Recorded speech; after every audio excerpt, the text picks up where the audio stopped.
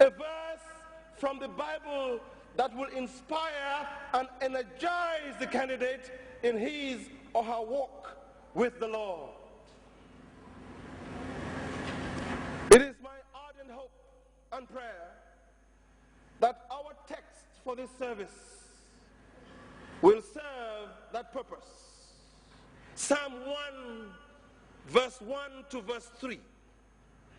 Blessed is the person who does not walk in step with the wicked, or stand in the way of the way that sinners take, and sit in the company of insolent rascals, but in whose delight is in the law of the Lord, and who meditates on his law day and night.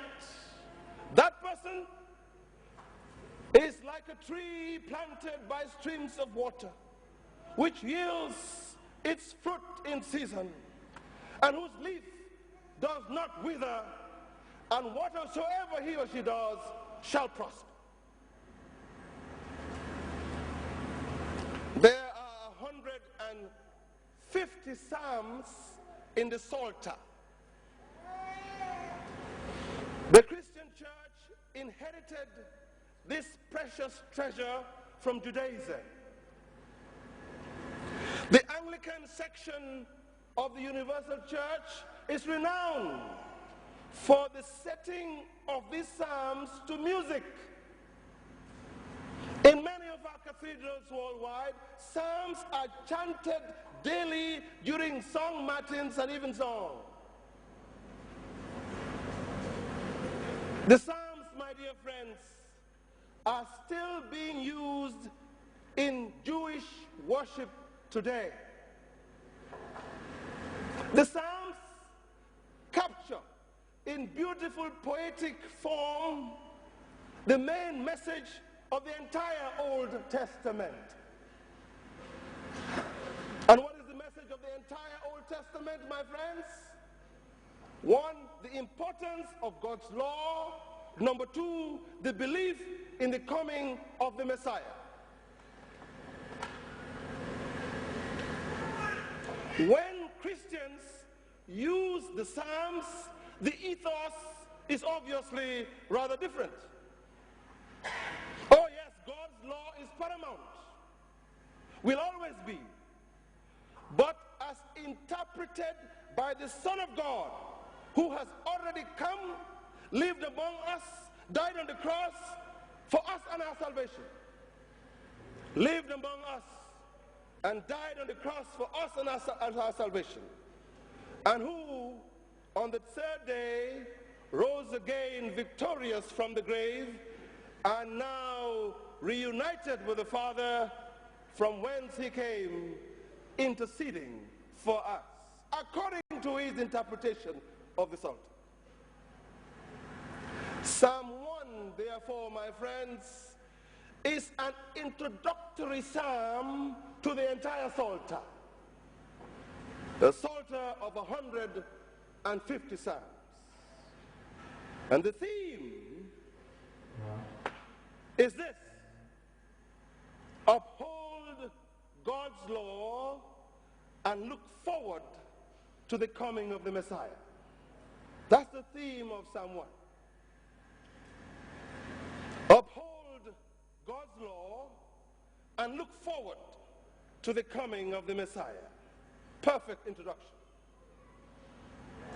Let us now look specifically at the first three verses of the Psalter, as it were.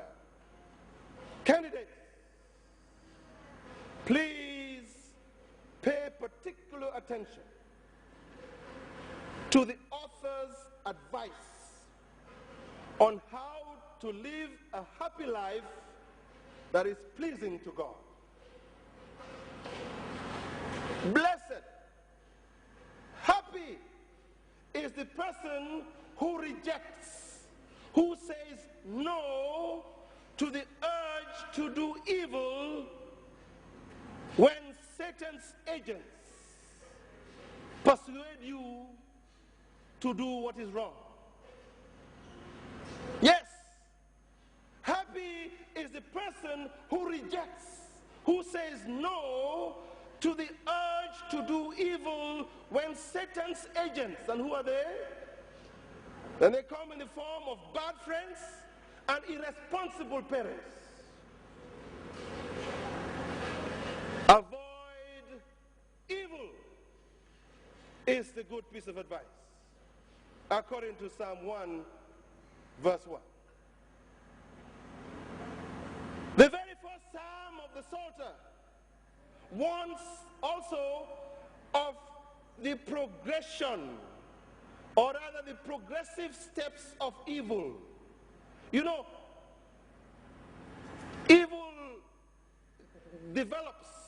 You can be bad, then you become worse, then you become worse.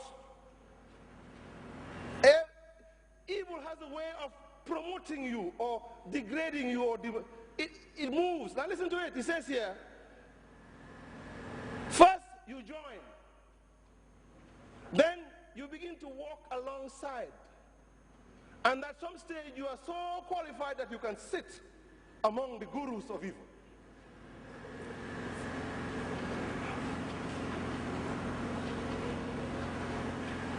One begins by joining in at the meeting of the wicked. Then one progresses by walking in the way of sin. And then one advances to sitting in the company of the insolent. My friends, avoid evil.